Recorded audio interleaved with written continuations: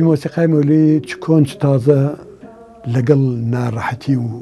ناوەزعی ئەو ئەندامانی کەەوە ئیشیان تیا کردووە توانیویانە شتێک بووێن بە میلەتەکان و خزمەتێک بە میلەتەکان بگەن. ئێمەوان بەزانی کە تیپێکی مۆسیقای سربەخۆ بین بۆیە جیابووینەوە و هەمان ئەندامان هاتین تیپی مۆسیقای مەولەویمان دروست کرد. ئەو ساکە ڕۆحێتە ئەسڵەکە تۆمارەکرا. هیچ گۆرانێکی ئێستا ڕۆحێتی ئەو گۆرانی کۆرانی ئەو ساڵانێتیان نییە. بۆ هونەرمەندان بەڕاستی تیپ مۆسیقای مەولەوی وەکو موسسەسەیەک وا بۆ کاتە زۆربەی گۆرانی بێژەکان ڕوویان تێ کرد. گۆرانی بە تەنیا هیچی بۆ ناکرێت نەگەر ئەو مۆسیقیانە لە چواردەوری داننی چوو هەر یەکەی شتێکی جوانێ فێر نەکە.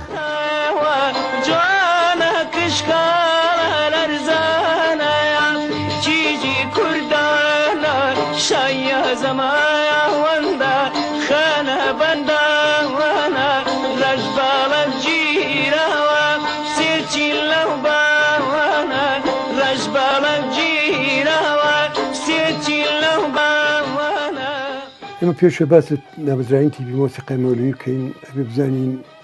بۆ تیپی مۆسیقای مەولەوی دروست بوو. ئەلبەتە سلێمانی بەوەی ناسراوە شارێکی ڕۆشنبیر و شارێکی کراوەیە و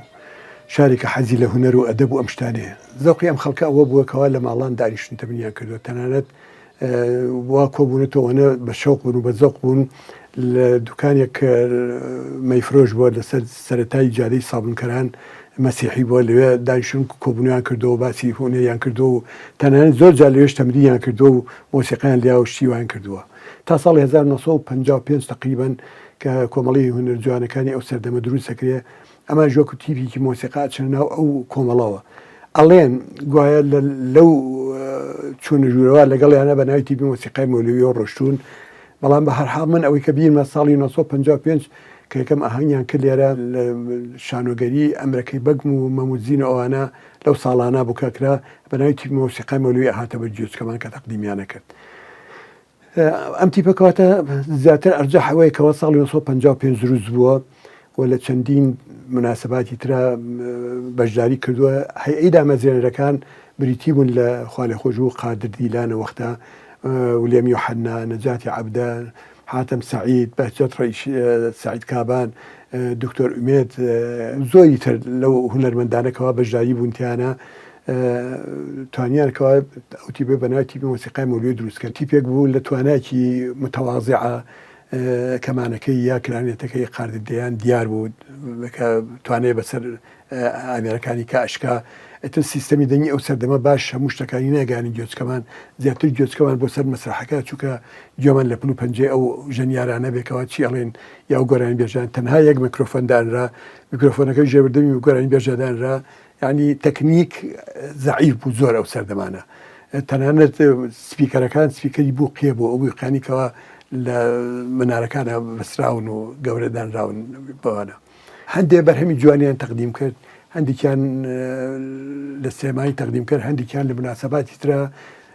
ئەو سەردەمەش مۆسیقا لە ناو عێراقا زۆر پێشکەوتونەوە بەڵام ئەوەی تیپی مۆسیقای مەولەوی کردی یا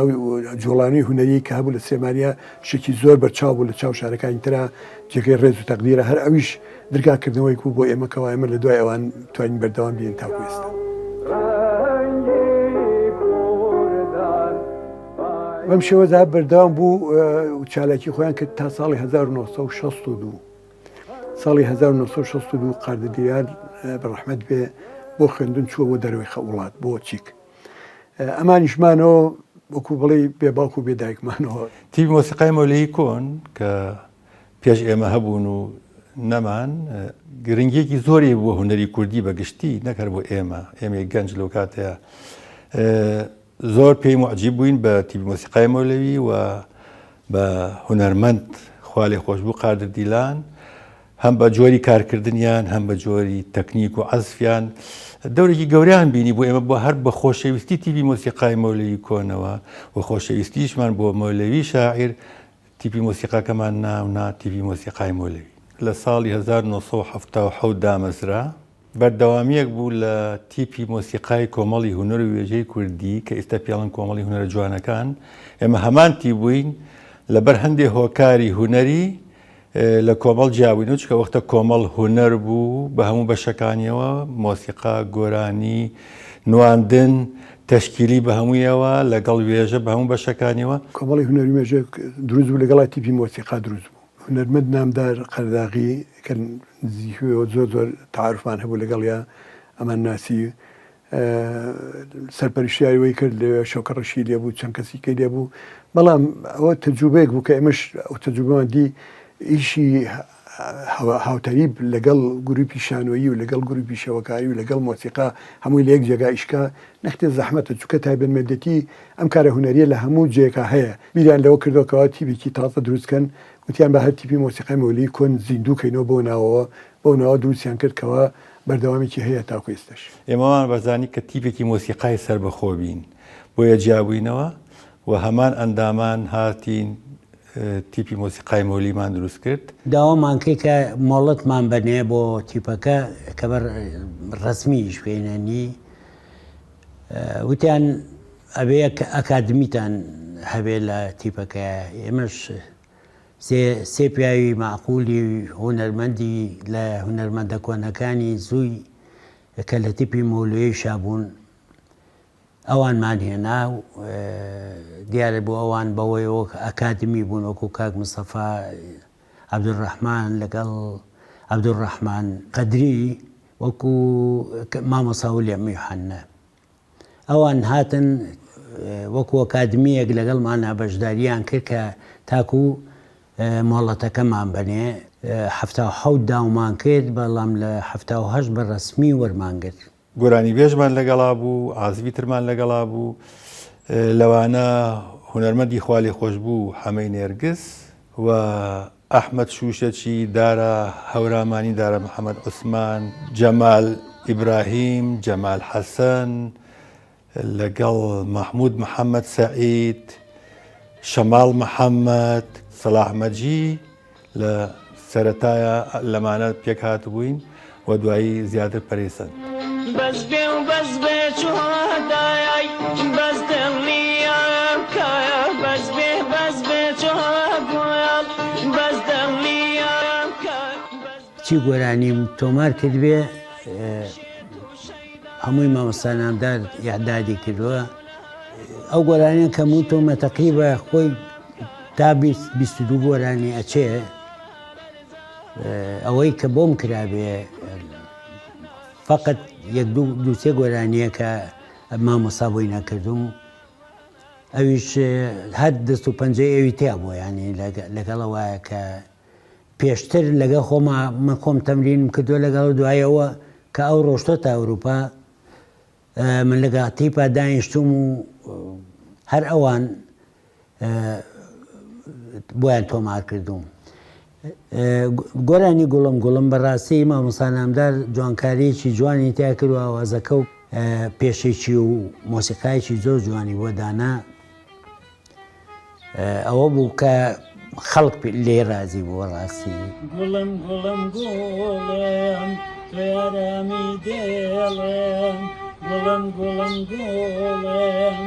یارامی دێڵێم گوڵم هەوێ گوڵ خونچاوێ گوڵی باغی هەڵابجاوێ گوڵم هەوێ گوڵ خونچاوێ گوڵی باغی هەڵابجاوێ گوڵم یارامی دێڵێم گوڵم یارامی دێڵێم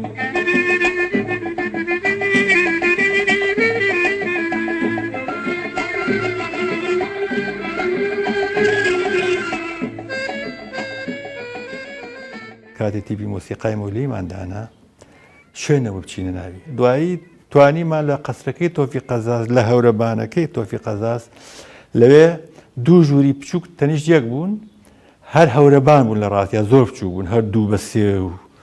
ئەوەنە گەورە بوو دوو ژوورمان کرد بەکرێ لەوێ دەستمان کرد بە کارەکانمان گۆرانی خەو بۆ بێ لەو چاوە کاڵان و هەندێک لەو گۆرانیانەمان لەو ژوورە بچووکانە تۆمار کردووە بە ئەو وەختە هیچمان نەبوو بە تەجیلێکی زۆر بەسیط و سادەوە ئەو گۆرانیان تەجیل کراوە بۆ بێ لەو چاوە کاڵانێکی شێگەبم بۆ بێ لەو چاوە کاڵانێ من لە نزیکەوە هەندێک ئەندامیان مەناسی ئەوانی کە تەلەبە بوون و سەلامان ناسینیا لەگەڵ تیپەکە ئیشانکە من زۆر جار هاوکاری مەکردن زۆر بەدەمیانە چووم تەنانەت هەنجاری عدادی گۆرانیم بۆکردن ئامادەکردنی مۆسیقان بۆکردن بۆ شتانە تاوان دروستکردنی ستۆدیە گاڵتە نییە بەڕاستی یا تەجیکردنێک چۆن مخریجێکی شانۆگەری هەیەڕوا مخریجێکی سەوتیش هەیە ئەبێ بزانێ تەکافوی بینی ئامێرەکان چۆنە بوویکەوە جۆل لە تۆنەکان بێ تیپێکی تەواضعی جوان بوون هاتنە پێشەوە ئەبایە تەرجیعیان بکەین بۆی کەوا بتوان هەنگاوی باش بێن بێنە پێشەوە بێنە ناو گۆڕەپانەکە خۆیان بینەوە تر بە شێوازە بپی توانای خۆیان ئەوانش کاری خۆیان کرد.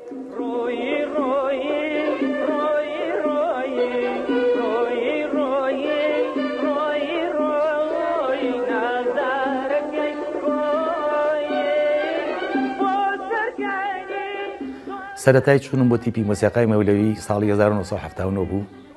کە چوومە تیپی مۆسیقای مەولەوی لە قاتی سەرەوەی بیناکەی تۆفیق قەزاز بوون لێ مامۆستا نامدار پێشوازی لێ کردم تاقییان کردمەوە بۆ گۆرانی تیان گۆرانی پێ من تقریبان 6 گۆرانی تازەم پێ بوو ئەوی بچوایە بۆ تیپی مۆسیقاوشت گۆرانی فۆکلۆری ود من بە ئاوازەکانی مامۆستا خالی دێرەوە چوومی تر مامۆستا نامدار زۆری پێخۆش بوو وتی ئەمە کوڕە دەنگیشی خۆشە و گۆرانیشی پێ تازە هەر لە یەکسەر قەراریان نا گۆرانیم بۆ تەجیلکەن خۆی باش 6 مانگ بۆە ساڵک بڕۆشتە بەسەر ئەو ئەندامەیە کە وەرەگیرە بزان ستەوای چۆنە اینجا بوو بەندام من پێشەوەی بم بەندام مامۆستا نامدار قەراری ئەوەی یاکە گۆرانی ناسکەم بۆ بکات گۆرانی ناسکی کاکە هونەرمەند شەماڵ محەممەد ئەوەنەی لە یادم بێ ساڵی 1970 تۆمارمان کرد لە ستودیۆکەی تیپی مۆسیقای مەولەوی خۆمان دەنگانەوەیکی زۆری یا و گۆرانیە و کاک شەماڵ ئەوە یەکەم گۆرانی بوو کە تاو پێی دەرکەوێت و جمهورێکی زۆر بەدڵی بوو و ڕازانەوەیکی جوانی بۆ کرا بەڕاستی سەرکەوتنێکی زۆری بەدەستێناوە گۆرانی نازک خۆراکی ژیانی نازک تۆ خۆژیانی نازک خۆراکی ژیانی نازک تۆ خۆژیانی نازک ژین و ژیانی نازک چەند میراوانی نازک ژین و ژیانی نازک چەند میراوانی نازک ژین و ژیانی نازک چەند میراوانی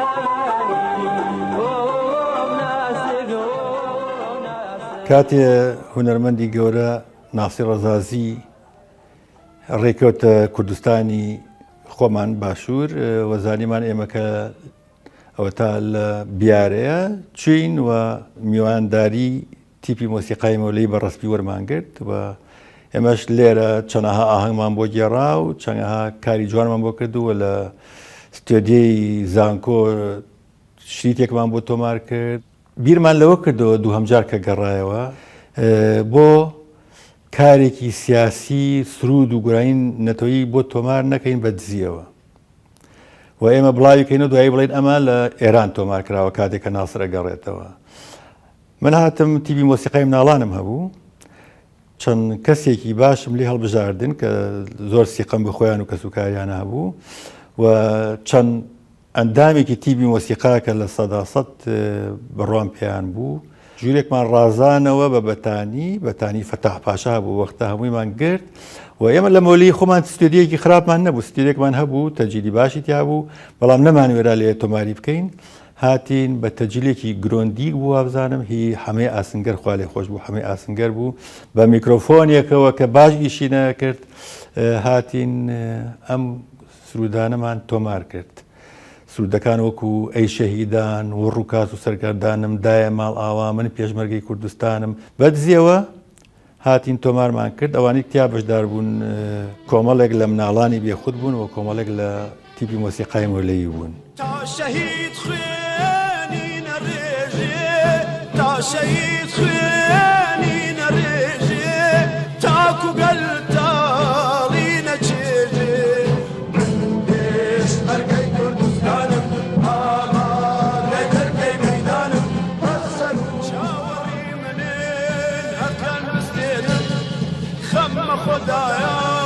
شادی بۆ دێنم چاوەڕی منێن ئەوەی ڕاستی بێ مامەسانامدار سیقی بە هەموو کەسێ نەبوو بۆ ئەو شتانە لای باسی بکەوە ئێمە لە زمانێکا بووین گەنج بووین مناڵ بووین ینی 19 ساڵ بووین ینی نەیەتوانی لای ئێمە باسی بکات بڵێ ئەوەشم سری و دەکەمەوەوانەوە لە خەڵک تزار زمانی حکومت بوو ئەترسا لە ڕێشی لە دەمی پترازێوانە هەموو ئەم شتانە ئێمە لە تیبەکە شاوین ئێمەش نەمانەزانی لەکوێی کرد و لەکوێی کرد و هاتین من خۆم تەجیلاتمان هەبوو ئێمە تەجیلاتکانیا و لەوێ نسخەیەکی زۆرمان لێ دەرکرد و نردمان بە ڕێگەی تەنزیمی داخلیەوە بۆ ڕادیۆی دەنگی کوردستان و نردمانەوە بۆ ئێران بۆ زۆر شوێنی تر خۆمان بڵاومان نەیەکرد و نەمانێت هەچ کەسێەوەی پێ بگیرێ مەسیری زۆر خراپە بوو خەڵکێک هەبوو کە بۆ نمونە ئەیزانی ئەم ڕۆحێتە ڕۆحێتێکی تیپی ئێمەیە ڕۆحێتێکی تیپی مناڵان و هی مەولەویە کە ئەو کەمانی لێ ئێرێ دەست و پەنجەی منە هاتن ئەیانوت ئەمە لە هی ئێوە چێدەمە ئەم کەمانە تۆ لێداوە بەڕاستی من زۆر ئەترسامەوە نەفیمەکرد کە شتێکی وانە هاتی لە ناو سرودەکانیشا سالاری برام چەند شتێکی نووسیەوە کە ئەمە وا دەرخین لە کوردستانی ڕۆژهەڵات تۆمارکراوە ناوی شەهیدەکانی ئەوانمان تێکرد لەگەڵ شەهیدەکانی خۆمانە بەم جۆرە لە هەموو چوارپارچی کوردستان بڵاو بووە ئەترەوە بوو لە ئینتیفازەکەشە یەکێ بوو لەوە هۆکارانی کە بەکارهێنرا بۆ ڕاپەڕین بۆ لەو سیقەی بە هەمومان هەبوو بەو ئەندامانێتی بەس حەزیە کرد کەمترین کە بزانێ بۆ تۆمارکردنی و سرودانە لەکوێ و چێکردێتی مەجموعەیە خزمەتی زۆر جوانی کرد لەو ساڵانە لە پێشەوەی بچێتە دەرەوەی وڵات. من لە ساڵی 1982 بەرەو هەندەران ڕۆیشتم پاش من کاک هەڵکەوت شێخ ئیبراهیم هاتە ناو تیپەکەوە و ئیدارەی گردە دەست کاکە زەمەند نووری کە ئازرکەمانێک و مۆزیایکی باشە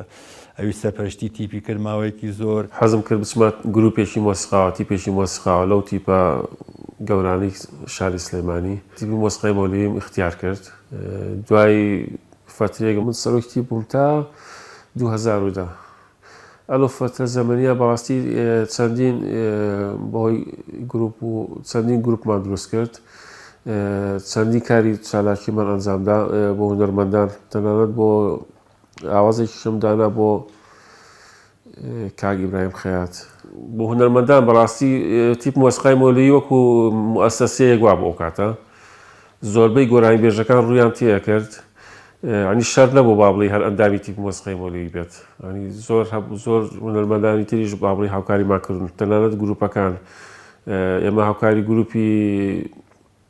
شتەنرویە گروپی با بڵێ مۆسیقای فۆکلۆری کورد هەم بە عەزف هەم بە تۆمارکردن هاوکاریان بووی بەڕاستی ئەو وەختە ئێمە کە کارمان کردووە هۆکارێکی گەورەی کارەکانمان هەر هونەر نەبووە هۆکارێکی گەورە ئەوە بووە کە نیشتمان پەروەری بووە کۆمەڵگا و کۆمەڵ خۆشەویستی بووە مرۆڤ خۆشەویستی بووە هەستمان کردووە کە زەحتێکی زۆر گەورەمان لەسەر میلەتی کورد و ئەیانێ بمان توێننەوە ئەیانێ بمانکەن بە خۆیان ئێمەش هەستمان بۆ کردەوە کە مۆسیقا و گۆرانی و هونەر و ئەدەب دەورێکی گرنگی هەیە هەم بۆ وشیاری میلەت هەم بۆ شادمانی میلەت هەم بۆ مانەوەی میلەت هێمایەکی جوان بوون بۆ نیشتمان پەروەریە هێمایەکی جوان بوون بۆ خزمەتکردنی کەلتوری ئەم وڵاتە ئەگەر شتەکان وەک پێویستی ژەبوو بێ بەڵام هی ئەو بۆ ئەو سەردەما کە باسی ئەو سەردەماکردنەوە بێ ئیمکانیتە شتێکی زۆر گەورە بوو بۆ وەختانە کاتی خۆی کە گۆرانەی تۆمارەکە تراکات نەبوو با بڵێ بە چەندین جار ئەو گۆرانیە دووبارە ئەکرایەوە ئەو کەسانە ئەنی زیاتر قۆڵە بوونەوە لە ئیشەکە لە کۆتاییە ئیشکی جوان دەرەچوو بەس ئێستا تراکاتە با بڵێ تۆ تراکێک عەزبەکەی هیچ پەیوەندی بە عاسفێکی ترۆیا بە گۆرانی بێژەکەەوە لەو کاتەیە کە عاسفەکەی ئێستا ئامێرێک گێت لە ستۆدیەکی بچووکە ئاسفەکەی خۆیە کات و ئەڕوات ئامێری دوو هەمیت سەماعەیە خاتە گوێی و بەم شکل لە ئەخیرا گۆرانی بێژەکە بە سەماعەیەکە و گۆرانیەکان تۆمارەکەن ئەمە ئیحساس تێکەڵاو ناکە لەگەڵ یەکترە ئەبێت تۆ لەگەڵ ئیحساس لەگەڵ جیهازەکە دروستکەی کەوەش ئەبێ بەشتێکی ئیستناعی بەشتێکی دروست کراوە بەڵێ ئەمە طریقەیەکە پاک دەرەچێت هەڵی تیاری زۆر بە ئاسانی چاکەکرێت تەکنیک زۆر بە قۆترە توانی زۆر شت بکەیت ئیستا بەڵام جاران وانە بوو هەموو پێکەوە ئاسمانەکرد وەکو سەر شانەوە کە بە یەک و هەموو دانیشن عەسفەکەن لە ژوورێکە ئیحساس یەکتر تێکەڵاوە بێ دیقەت یەکتر تێکەڵاوە بێ وردی عەسفەکە و زیاتر سەیتەری بەسەراکرێ گۆرانی بە تەنیا هیچی بۆ ناکرێ نەگەر ئەو مۆسیقییانە لە چوار دەوری دانێنیش و هەر یەکەی شتێکی جوانێ فێر نەکە. ئەم گۆرانیانێککە ئستاوەتری هەر بۆ ماوەی مانگێک بڕەکە ئێتە دوایەوە کۆنەبێت لە لای خەڵک ینی خەڵک جۆی لێ ناگرێت لەبەرەوەی یەکێکتر بەنەوەشترێڵێتەوە هەر عینی ئاوازە بە شارێکترێڵێتەوە. ئەو گۆرانی کۆنانە بەڕاستی هەزەکەی مۆرکێکی نەتەوەی زیاتری پێوە دیارە. ئیشەکان با بڵێ ئیشێکی جوانترە ئەمێنێتەوە لە ناو خەڵکە حتەنانە تا ئێستاش ئێمە زیاتکە گوێی لێگرین هەزەکەین هەز بە ئەحساسێکی وا ئاکەین کە ئەو گۆرانە کۆن نابێت با بڵێ دوای ئەوە مۆرکی نەتەوەی هەیە. جاران کە خەڵک ئیشی ئەکرد حماسێکی تیا بوو یعنی خۆشەویستیی تیا بوو بۆ وڵاتەکەی بۆ مستەقبەلی وڵاتەکەی ئەمانیز کورد پێ بگا ئیشەکەی ئەمانز کوروای لێبێت و گێسا سیاسە ساڵ بۆ بەسەرمانە لەبەر سیاسەت ڕقمان لە یەکتریە باوەڕ ناکەم جارێش کە هەشت تیپی مەولی دروستی بێتە ئەو ڕۆحەتی جارانی نابێت. هیوادارم کە کار بەدەستان وەزارەتی ڕۆشنبیری سیاستمەنداران ئەوەی دەسەڵاتیان هەیە بتوانن هەوڵێکی جدی بن لەگەڵ کەڵتور بەگشتی لەگەڵ گۆرانی مۆسیقا بە تایبەتی لەسەر و ئەمانەشەوە ڕۆحەتی کوردی زیینوو بکەنەوە. تەمەنا ئەوە کەم ئەو نەکات تیپ مۆسیقای مۆلەوی هەموو تیپەکان بەڕاستی گرنگیان پێ بدرێت گرنگیان پێ بدرێ و هاوکاری بکرێن لە ڕووی معنەوی و مادی و هەموو شتێکەوە لەبەر ئەوەی ئەمە ئەبێتە بنشینەیەک بۆ هونەری کوردی ڕەسەن. تیپی مۆسیقای مەولەوی چ کۆن چ تازە فراغێکی گەورەیان پڕکردێتەوە لەگەڵ ناڕەحەتی و ناوەزعی ئەو ئەندامانی کەەوە ئیشیان تیا کردووە توانیوانە شتێک بگەن بە میلەتەکان و خزمەتێک بە میلەتەکان بگەن. وەک گۆترێکی لە نەواز سەرە و